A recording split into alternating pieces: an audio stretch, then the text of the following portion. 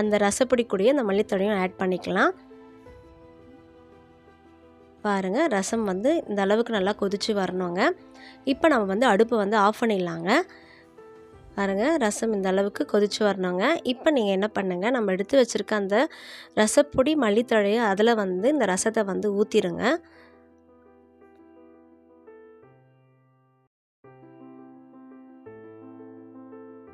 அவ்வளோதாங்க, ரசம் நம்ம எடுத்து ஊற்றியாச்சு.